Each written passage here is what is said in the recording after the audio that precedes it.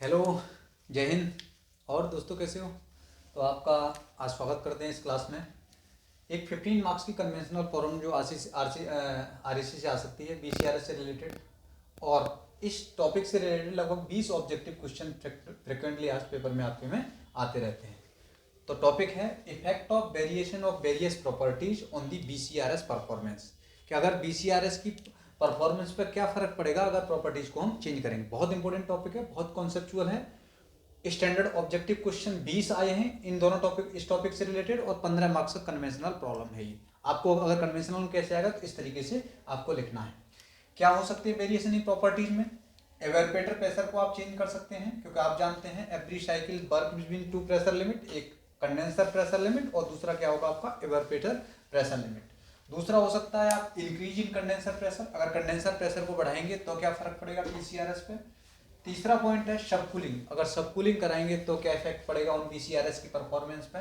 और चौथा पॉइंट है सुपर हीटिंग, अगर सुपर हीटिंग करेंगे एवेपोरेटर में रेफ्रिजरेंट को तो क्या इफेक्ट पड़ेगा उन दी BCRS की परफॉर्मेंस पे। क्या पैरामीटर्स देखेंगे हम कि इन चार चीजों को चेंज करके, जैसे अगर एवेपोरेटर प्रेशर को चेंज करते हैं, कंडेंसर प्रेशर को चेंज करते हैं, सब कूलिंग करते हैं, सुपर हीटिंग करते हैं, तो कौन कौन से पैरामीटर्स हैं जो चेंज होंगे। पहला पैरामीटर है जिस पे हमें ध्यान रखना है, वो है रेफ्रिजरेटिंग इफेक्ट। ये इंक्रीज हो सकता है, डिक्रीज हो सकता है, ये हमको चेक करना है। दूसरा है हीट रिजेक्शन, जो कंडेंसर में जो हीट रिजेक्ट होगी उस पर क्या इफेक्ट पड़ेगा अगर इन पैरामीटर्स को हम चेंज कर रहे हैं। तीसरा सीओपी पे क्या इफेक्ट पड़ेगा, क्योंकि अगर सीओपी घटेगा तो हमारे लिए डिजायरेबल नहीं है, सीओपी बढ़ेगा तो डिजायरेबल है। चौथा पॉइंट है work input to the compressor, जो कंप्रेसर जो वर्क कंज्यूम करेगा उस पर क्या इफेक्ट पड़ रहा है। अगर कंप्रेसर वर्क बढ़ रहा है या घट रहा है, बढ़ रहा है इसका मतलब इलेक्ट्रिकल एनर्जी ज़्यादा कंज्यूम करेगा, इलेक्ट्रिकल एनर्जी ज़्यादा कंज्यूम करेगा इसका मतलब आपका जो इलेक्ट्रिसिटी का जो बिल है वो ज़्यादा आएगा, तो आप इस चीज़ को ही प्रेफर नहीं करेंगे। लास्ट पॉइंट है volumetric efficiency of the compressor, के volumetric efficiency of the compressor पे क्या इफेक्ट पड़ेगा जब इन पैरामीटर्स को हम चेंज करेंगे। वॉल्यूमेट्रिक इफिशियंसी पे एक सेपरेट हम वीडियो बनाएंगे, क्योंकि अपने आप में एक वाइड टॉपिक है volumetric efficiency of reciprocating compressor. अभी फार्मूला है volumetric efficiency is equal to 1 plus के सी माइनस के C P condenser divided by P evaporator की पावर 1/n। ये है C is the clearance ratio, C is the clearance ratio, और C is equal to होता है आपके पास clearance volume divided by swept volume. ठीक है ना, ये इस पे एक सेपरेट वीडियो हम बनाएंगे। अब देखते हैं, हम टॉपिक पे स्टार्ट करते हैं। क्या करना है, सबसे पहले हम देखेंगे एक सिंपल साइकिल बनाएंगे और कंसीडर कर रहे हैं कि इसका डिक्रीज इन इवेपोरेटर प्रेशर। सबसे पहले आप एक नेचुरल साइकिल बनाइए। तो आप जानते हैं दो प्रेशर लिमिट के बीच में एक साइकिल काम करती है। मान लीजिए पहला प्रेशर ये कंडेंसर प्रेशर हो गया, उसके बाद आपका जाता था ये इस तरीके से, ये 1 से 2 आइसेंट्रोपिक कंप्रेशन हुआ करता था आपका। कैसा होता था, 1 से 2 आइसेंट्रोपिक कंप्रेशन हुआ करता था। और 2 से 3 कंडेंसर, 2 से 3 कंडेंसर, भाई पहले कंप्रेसर उसके बाद कंडेंसर फिर थ्रॉटल वाल्व। थ्रॉटल वाल्व में क्या होता था, एक इरिवर्सिबल प्रोसेस होता था, प्रेशर लॉस करेगा और टेम्परेचर और प्रेशर क्या करेंगे, डिक्रीज करेंगे इसके। तो आपके पास इस तरीके से लाइनें आती थी, ये पिछले लेक्चर में हम बता चुके हैं, पिछले लेक्चर जरूर देखें। तो उसके बाद 3 से 4 हो गया और लास्ट में 4 से 1 आपका हुआ करता था इवेपोरेटर। तो ये एक सिंपल साइकिल है, ये एक सिंपल साइकिल है। अगर इस साइकिल में बात की जाए तो ये वाला जो एरिया है, ये वाला जो एरिया है वो क्या बताएगा आपके पास, रेफ्रिजरेटिंग इफेक्ट। ये यहां से यहां तक जो एरिया, ये पूरा इतना एरिया जो क्या बताएगा, रेफ्रिजरेटिंग इफेक्ट। ठीक है ना, ये आपके पास सिंपल साइकिल हो गई। अब आपने क्या किया, अब आपने चेंज किया कि इवेपोरेटर प्रेशर को डिक्रीज किया। मान लीजिए पहले इवेपोरेटर प्रेशर इस जगह था, भाई अगर ये टेम्परेचर डायग्राम है तो अगर इवेपोरेटर प्रेशर को आपने डिक्रीज किया तो इवेपोरेटर प्रेशर कहां पहुंच जाएगा, इवेपोरेटर प्रेशर मान लीजिए आपने ये वाला इवेपोरेटर प्रेशर ले लिया, ये वाला इवेपोरेटर प्रेशर ले लिया, ये 1 पॉइंट हो गया। इसका मतलब अब यहां से शुरू होगा आपके पास, अब यहां से सीधे एक वर्टिकल लाइन, सबसे पहले कंप्रेशन देखिए इस तरीके से, और ये यहां जाके तो 1 पॉइंट कहां आ जाएगा, 1 डैश पे, 1 डैश पे, और ये हो गया 2 डैश। तो ये हो गया आपका कंप्रेशन। पहले जो कंप्रेशन था 1 से 2 तक था, लेकिन अब कंप्रेशन क्या है 1 डैश से 2 डैश तक। उसके बाद फिर यही, और लास्ट में जब इसको यहां लेके आएंगे इस तरीके से, ये आपका 4 डैश हो गया। अब देखेंगे इफेक्ट्स पे हम बात करेंगे। ये आपका नया डायग्राम हो गया, यहां से यहां तक क्या लग गया आपका, ये हो गया इवेपोरेटर, ये हो गया इवेपोरेटर। अब देखिए पहले साइकिल क्या थी, जो पहले जो साइकिल थी वो थी 1 2 3 और 4। पहले जो साइकिल थी 1 2 3 और 4। जब आपने इवेपोरेटर प्रेशर को इस जगह से लेकर के यहाँ पे लेके आ गए तो न्यू साइकिल आपकी बन गई। जो न्यू साइकिल बनी 1 डैश 2 डैश 3 और 4 डैश। तो न्यू साइकिल क्या बन गई आपकी 1 डैश से 2 डैश, 2 डैश से 3 आएगी और 3 से 4 डैश आएगी। तो ये आपकी न्यू साइकिल ये बन गई। अब देखिए, अब इसको पीएच डायग्राम पे हम इस साइकिल को देखें तो जो पहली साइकिल आएगी पीएच डायग्राम पे सिंपल तरीके से, जो अभी आपको कल ड्रॉ करके दिखाई थी हमने, इस तरीके से आपके पास ये पहली साइकिल आ गई, ये पहली साइकिल आ गई, ये हो गया 1, ये हो गया 2 और ये हो गया 3 और ये हो गया आपके पास 4। अब आपने इवेपोरेटर प्रेशर को कम किया। पहले इवेपोरेटर प्रेशर यहाँ था, अब आपने कम कर दिया, बोले तो आप यहाँ लेके आ गए। मान लीजिए इवेपोरेटर प्रेशर यहाँ लेके आ गए तो ये इस तरीके से आएगा, तो ये 4 डैश हो जाएगा और ये आपके पास 1 डैश हो जाएगा। अब यहाँ से कंप्रेसर वर्क कंज्यूम करेगा तो ये किस तरीके से जाएगा, यहाँ इस तरीके से, तो ये हो गया। अब देखिए, अब इफेक्ट देखते हैं हम, ठीक है ना। जो पहली साइकिल है 1 2 3 और 4। अब इवेपोरेटर प्रेशर पहले यहाँ था, अब आपने डिक्रीज कर दिया। जब डिक्रीज कर दिया तो 1.1 डैश पे आ जाएगा, जो प्रेशर कम कर दिया।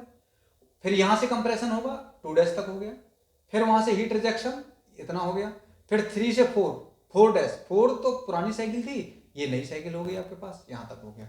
अब देखेंगे इफेक्ट, ठीक है ना।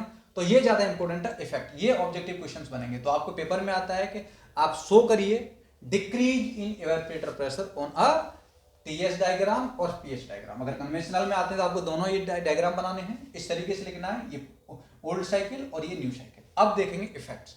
देखिए पहला इफेक्ट हम देखेंगे, सबसे पहले जो इफेक्ट देखना है रेफ्रिजरेटिंग इफेक्ट का।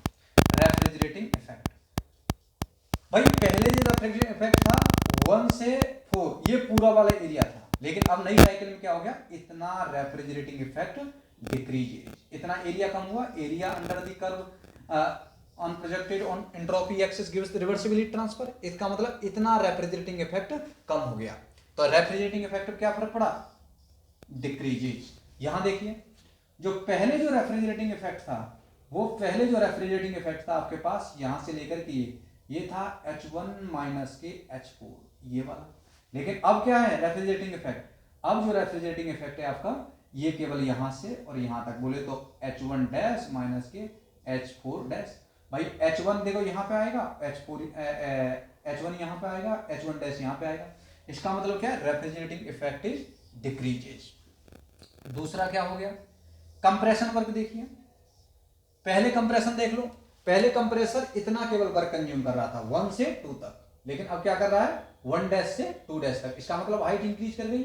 या यहां देख लीजिए, पहले कंप्रेसर वर्क ले रहा था इतना, केवल 1H2 माइनस के H1, लेकिन अब क्या ले रहा है इतना, कितना, इतना, कितना है ये H2 डैश माइनस के H1 डैश। सो अगर पीएच डायग्राम से देखेंगे तो ये enthalpy difference increases, TS diagram से देखेंगे तो height is increases. So compression work क्या हो गया, कंप्रेशन वर्क इज इंक्रीजेस। तीसरा ऑब्जेक्टिव क्वेश्चन आपका क्या बनेगा पेपर में कि सीओपी इज इक्वल टू, आप जानते हैं, refrigerating effect divided by compression work. देखिए रेफ्रिजरेटिंग इफेक्ट डिक्रीज कर रहा है क्योंकि इतना एरिया डिक्रीज कर गया, refrigerating effect decreases. Compression work, पहले जो कंप्रेसर कितना वर्क कंज्यूम कर रहा था, केवल इतनी हाइट 1H2 माइनस के H1, ये वाली हाइट, लेकिन अब क्या कर रहा है H2 डैश माइनस के H1 डैश। तो ये H2 डैश ज्यादा है, H2 कम है, यहाँ पे H1 कम है, H1 डैश और कम है। इसका मतलब कंप्रेशन वर्क क्या करा, इंक्रीज किया। तो सीओपी क्या किया, भयंकर डिक्रीज किया। ये भी आपके ऑब्जेक्टिव क्वेश्चंस में आता है। In a BCRS cycle if evaporator pressure is decreases, पहला objective question refrigerating effect decreases, दूसरा objective question compression work is increases, third objective question COP is equal to refrigerating effect divided by compression work. Refrigerating effect decrease कर रहा है और compression work increase कर रहा है, दोनों का रेशियो डिक्रीज करेगा। चौथा देखिए ऑब्जेक्टिव क्वेश्चन यहां से आपका क्या आएगा, चौथा आएगा हीट रिजेक्शन पे क्या फर्क पड़ेगा। क्या हीट रिजेक्शन, बड़ी आसानी से आप देख सकते हैं, अपने आप देखिए आप। हीट रिजेक्शन, पहले हीट रिजेक्शन कितना था, पहले जो हीट रिजेक्शन कर रही थी इतना था। भाई ये है आपका H2 माइनस के H3, ये हीट रिजेक्शन। लेकिन अब कंडेंसर कहां से शुरू हो गया, H2 डैश से। अब हीट रिजेक्शन कहां से कहां तक हो गया, new heat rejection H2 dash minus के H3। सो हीट रिजेक्शन क्या कर गया, इंक्रीज कर गया, हीट रिजेक्शन क्या कर गया, इंक्रीज कर गया। देख लीजिए या यहाँ पे देख लीजिए 2 से 1 ये वाला एरिया आएगा, लेकिन 2' से 3' तक ज्यादा एरिया आएगा। अब पांचवा है यहाँ से volumetric efficiency. Volumetric efficiency is equal to होता है 1 प्लस के सी माइनस के C P condenser divided by P evaporator की पावर n 1/n। देखिए सी को हम कुछ नहीं कर रहे, सी को नहीं, क्योंकि क्लियरेंस रेशियो है, क्लियरेंस रेशियो इक्वल टू होता है सी इक्वल टू होता है clearance volume divided by swapped volume. हमने कंप्रेसर का जो सिलेंडर है वो तो चेंज नहीं किया, उतना ही क्लियरेंस स्पेस है, उतना ही स्वैप्ड वॉल्यूम है। बट अब यहाँ क्या देखिए कंडेंसर प्रेशर को क्या रखा आपने, कांस्टेंट रखा, कंडेंसर प्रेशर कांस्टेंट है, लेकिन इवेपोरेटर प्रेशर क्या किया है, डिक्रीज किया है आपने। जब आपने इवेपोरेटर प्रेशर डिक्रीज किया है, इसका मतलब पीसी डिवाइडेड बाई पी ये डिक्रीज कर जाएगा, ये क्या कर जाएगा, डिक्रीज कर जाएगा। जब PC divided by PE decrease करेगा, 1 पावर डिक्रीज करेगा, इसका मतलब जो वॉल्यूमेट्रिक इफिशियंसी पे क्या इफेक्ट दिखेगा, volumetric efficiency of a reciprocating compressor is increases. क्या करेगी, increases in case of the evaporator pressure is decreases. So क्या पढ़ा हमने यहाँ अभी तक, पढ़ रहे हैं क्या, effect of variation of the various properties on the performance of the VCRS. सबसे पहले डिक्रीज इन इवेपोरेटर प्रेशर किया, पहले प्रेशर यहां था, हमने डिक्रीज किया तो क्या देखा हमें, ये लाइन यहां से यहां शिफ्ट हो गई, इतना एरिया कम हो गया, रेफ्रिजरेटिंग इफेक्ट डिक्रीजेस। ऐसे ही पीएस डायग्राम पे दिख जाएगा। कंप्रेशन वर्क, पहले कंप्रेशन इतना वर्क था, अब इतना हो गया, कंप्रेशन वर्क इंक्रीजेस। तीसरा COP, refrigerating effect divided bye WC, WC increases, refrigerating effect decreases, इसका मतलब सीओपी भयंकर डिक्रीजेस। हीट रिजेक्शन, पहले केवल इतना था 2 माइनस के 3 हीट रिजेक्शन था, अब लेकिन क्या हो गया 2 डैश माइनस के 3, तो S2 डैश माइनस के S3 is greater than S2 minus के S3, इसका मतलब heat rejection is increases. Volumetric efficiency is equal to 1 plus K C minus K C P condenser divided by P evaporator की power 1/n।